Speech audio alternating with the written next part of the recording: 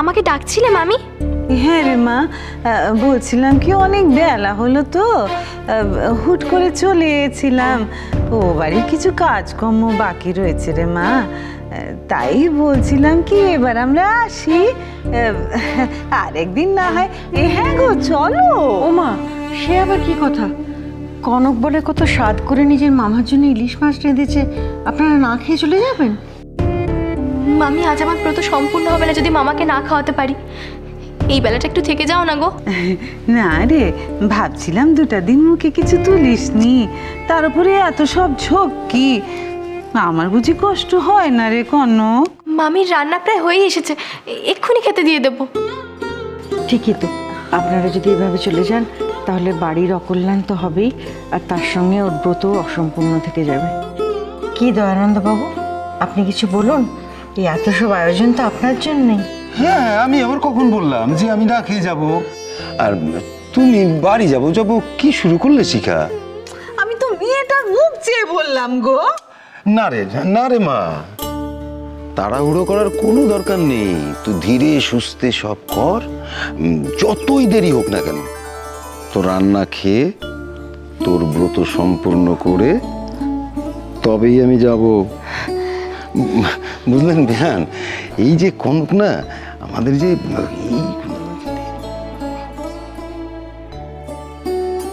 মা বৌরানী, তুমি এখানে? রান্না হয়ে গেছে? ঝোলটা একটু ফুটছে, এক্ষুনি হয়ে যাবে। ঠিক আছে, তুমি বরং এখানে দাঁড়িয়ে কথা বলো, আমি ওদিকটা দেখছি। আমি যাচ্ছি নদী। আরে কেন বৌরানী, কি হয়েছে তোমার? কি হলো? হোঁচট খেয়ে গেছি। ঠিক আছে?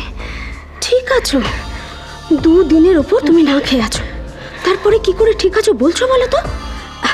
ঠিক আছে, তুমি এক কাজ করো, তুমি ঘরে গিয়ে একটু জিরিয়ে নাও। আরে বাবা, সবাই যখন খেতে বসবে তখন নিজে হাতে সবাইকে পরিবেশন করবে, কেমন? না নদী, আমি কোনো কথা নয়, যাও বলছি, যাও তুমি জিরিয়ে নাও। আমি জামা কাপড়গুলো রেখে তারপর রান্নাঘরটা দেখছি, কেমন? যাও যাও যাও যাও, দেরি করো না, যাও।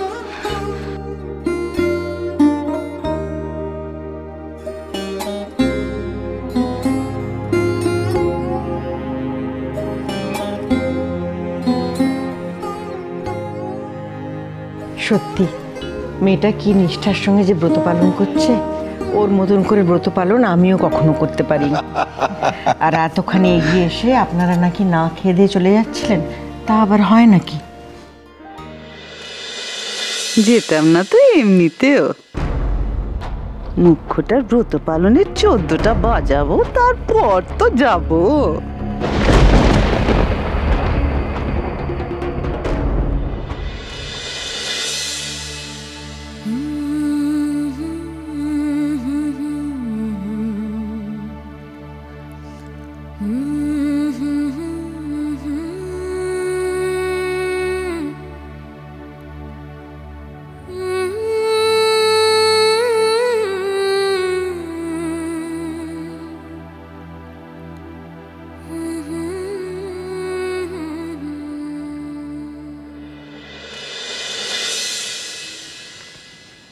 কনক,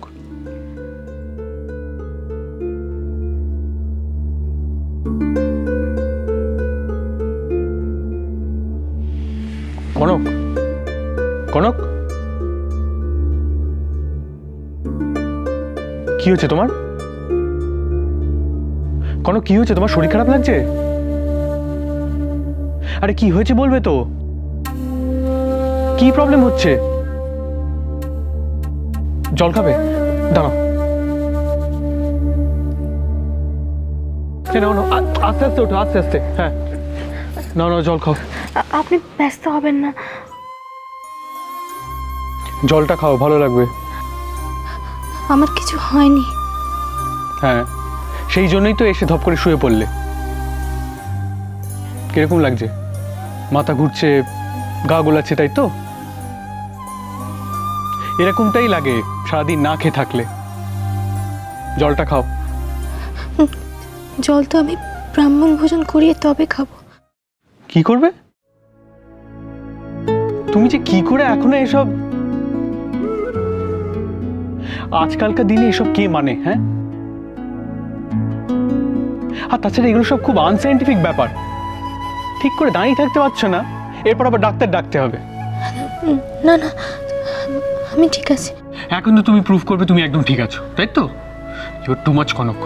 চুপচাপ জলটা খাও, খাও। আপনি চিন্তা করবেন না, উপোস করার অভ্যেস আমার আছে। তোমার অনেক কিছু সহ্য করার অভ্যেস আছে, আমি সেটা জানি, কিন্তু তুমি তো মানুষ, সুপার হিউম্যান তো নও।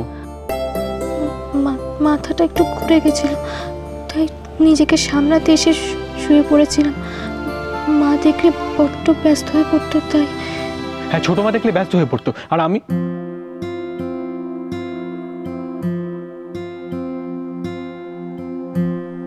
আমার কি খুব ভালো লাগে নাকি তোমাকে এভাবে দেখতে?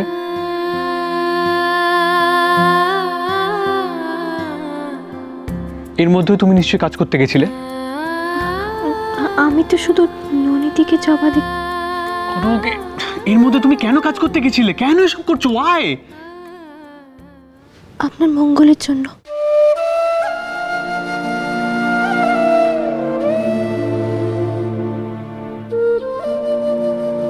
মামা বলেন এই ব্রত করলে সব দিক থেকে আপনার ভালো হবে।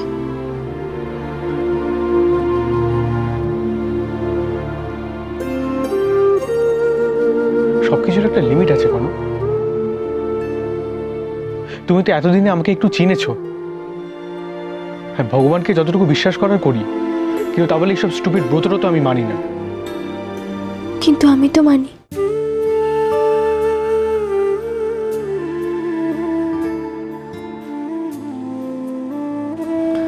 আমার মন যা বলেছে আমি তাই করেছি। আপনি একদম চিন্তা করবেন না, আর দয়া করে মাকে কিছু বলবেন না। আমি এক্ষুনি ঠিক হয়ে যাব।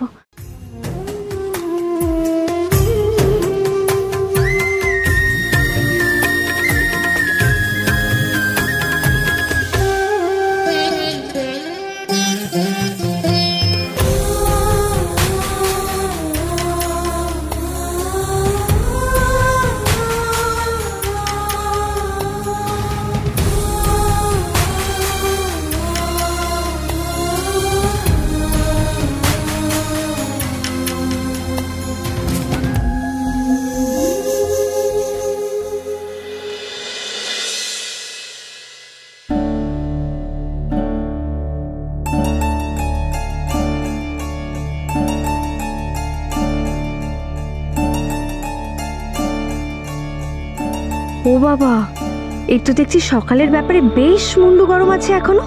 তাও ভালো সবার সামনে হাউমাউ করে কিছু কেলো পাকায়নি তখন। যাক, এখন মেজাজ ঠান্ডা করার মলম লাগাতে হবে।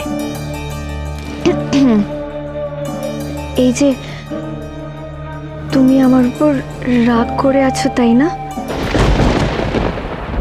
না। তোমার না মানেই হ্যাঁ। আমি তোমার সব বুঝি। বড্ড বেশি ফুটেজ খাচ্ছে। না না, কিন্তু ম্যানেজ দিতে হবে যেভাবেই হোক। দেখো অভ্র, তোমার রাগ করাটা খুব জাস্টিফাইড, কিন্তু তুমি একবার নিজেকে আমার জায়গায় বসিয়ে দেখো। আমার রিয়্যাক্ট করাটা স্বাভাবিক নয় কি? বুঝতে পারছি না ঝিলমিল। আমি যে ঝিলমিলকে চিনি তার সাথে সকালে ঝিলমিলের আমি কোনো মিল খুঁজে পাইনি। এই কথাটা আমাকে খুব হার্ট করলো অভ্র।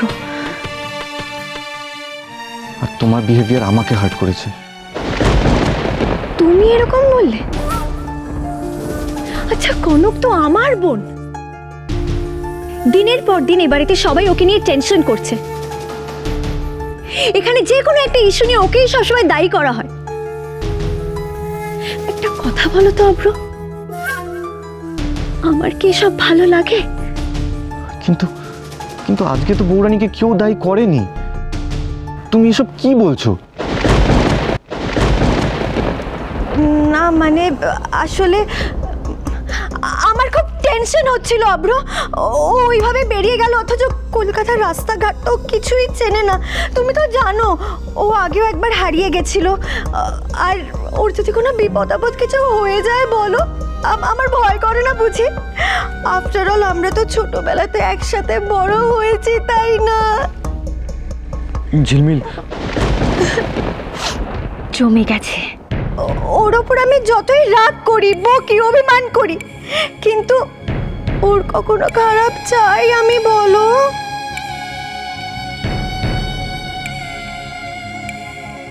ইস, সত্যি তো আজকে ওইরকম সিচুয়েশনের মুখে পড়েই ঝিলমিল এসব বলে ফেলেছিল। আমাকেও তো দাদাভাই ভুল করলে কত বকাবকি করে। না না, আমি ঝিলমিলকে ভুল বুঝেছিলাম।